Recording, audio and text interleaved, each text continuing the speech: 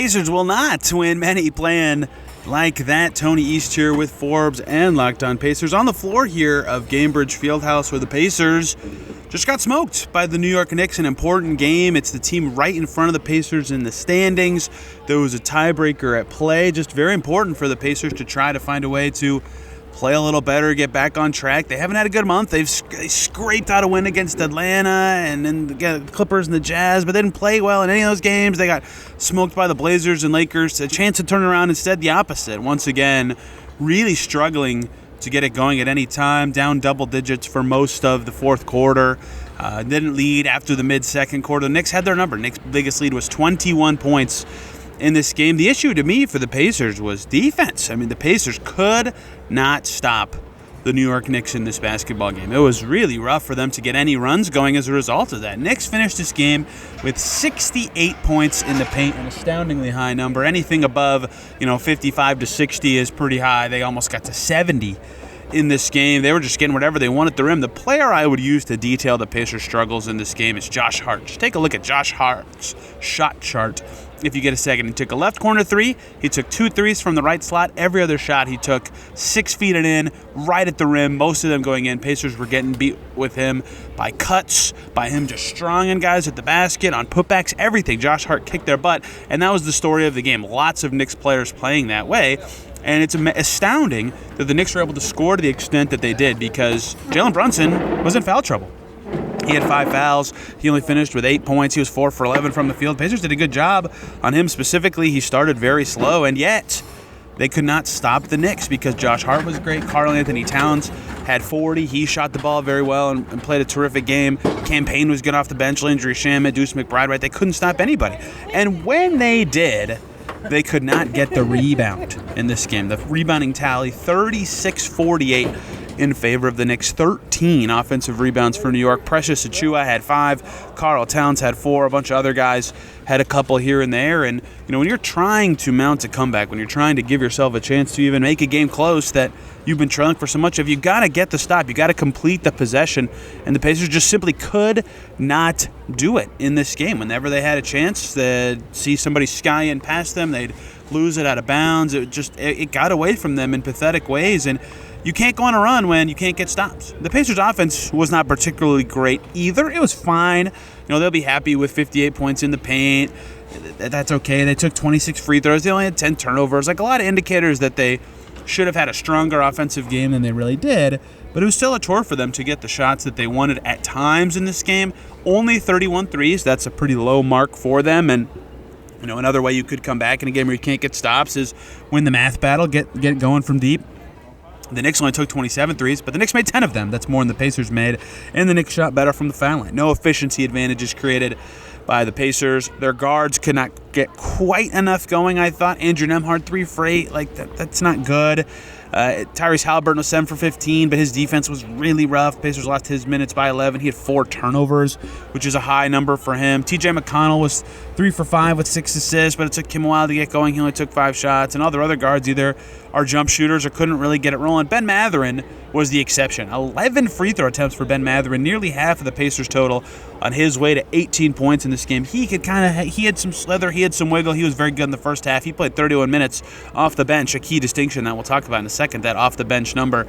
But he played a lot of those minutes because Aaron Nesmith was in foul trouble. 4 fouls for Aaron Nesmith. Regardless, not enough punch from the Pacers guards, particularly from a three-point shooting perspective. 3 threes from Pascal Siakam, 6 for the rest of the Pacers roster combined in this game. They've been shooting quite poorly these last 5 or 6 games, and their quality has not been particularly impressive on threes. It hasn't been bad, right, necessarily, but for a team that has a lot of to good shooters, you got to be getting the best threes possible, and when the Pacers aren't doing that, it's really tough for them to have a hot night shooting. And their best shooters, Tyrese Halliburton 2 for 6, Obi Toppin's a decent shooter, he was 0 for 3, Aaron Nesmith can shoot, he was 0 for 2, Andrew Nembhard was 0 for 2. They just didn't get a lot going on the offensive end. It was quite hard for their best players to get decent looks in this game. Their ball movement wasn't at the crispest level. It was fine, but could have been a little better. And altogether, they just had too many disadvantages in this game. The Knicks, who are a top offense, they're not easy to stop, but if Brunson only has 8 points, they should not get to 128 with comical ease. And yet they did.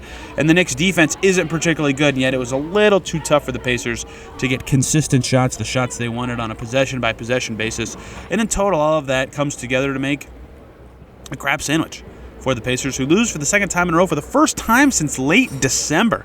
They've been on quite the run of good play. They had a good run of play in December. After they lost to Charlotte, they won 5 in a row and then closed the month strong. They played great in January, but this month they are 3-3. They've lost 3 of 4 right this second and have not really been playing well or making shots or getting stops or just looking as threatening as they did last month for much of this month. And they've got to find a way. They're very lucky they have a big break coming up, and they play the Wizards tomorrow, who stink, but it's a road back-to-back. It's never going to be as easy as it seems. They really need to win that game to feel a little bit better about how they're playing and get off this boat and somehow be 4-3 this month. And they are trying to make changes, right? They had a lot of bad starts on this road trip they just went through. Rough start in Utah, Portland, all their games, truly. They changed their starting lineup. Now, a lot of data said their old starting five was quite good, and Miles Turner was unavailable in this game. That's important context note about the Pacers. Thomas Bryant filled in as a starting center and played very well. 18 points, 9 rebounds, 4 assists for Bryant in this game, regardless of his individual play. While the Pacers' previous starting five is a good unit, a great unit. Their net rating this season is very good. They hadn't been good for a while. It stretches beyond just their slow starts this month. They had not been better than +2 in a game as a group since January 10th, a month-long stretch of being rather pedestrian as a group. Now, I've made the case on my podcast, Locked On Pacers, that I would have stuck with the old starting group as the Pacers anyway, but I do understand the Pacers, after some slow starts, at least wanting to consider a starting lineup change and go back to something they're very familiar with. Familiarity may not necessarily mean better. We'll see how that plays out and how Miles Turner's return, when it comes, impacts these things. But Aaron Nesmith re-entered the starting five today, Ben Mathurin off the bench. The rosiest thing to describe this for Mathurin as is that he could have the ball more with the second unit. He did today. Again, he played 31 minutes. Nesmith was in foul trouble. That was part of it, but he was also quite good, right? 11 free throw attempts because he could drive. He shot well. He had 4 assists, no turnovers. Like, he did some good stuff in this game. A beautiful lob to Obi Toppin, one of his best snake a pick and roll and then passes of the season, right? But this is something they're going to have to figure out and answer for is this actually the right move? And that was definitely the case last year, right? Mathurin having the ball with the second unit, Nesmith starting was the correct call, but there's a new version of Ben Mathurin this year. It's a new-look Pacers team, right? They've evolved in some ways, and they have to figure out, is this the right move? Is this the right way to get their stars the ball in the right position? Halliburton and Siakam took 33 shots in this game. That's good. Mathurin had lots of shooting possessions. Like, that's all good, but the starting five itself was not that great, right? The Pacers start was just okay, so they're going to have to figure out if this is actually the right move or if this benching is just, a little too reactive. We'll see. Turner's return will be revealing in the data here, and the Pacers play both on Wednesday and coming out of the break will be revealing in that way. Game 1 with a starting lineup change, and by change I mean reversion. Back to their old group, though, did not go their way. A lot went wrong, and we'll break it all down on Locked On Pacers. Check me out there, and you can read my work in Forbes. Thanks for watching. See you in the next video.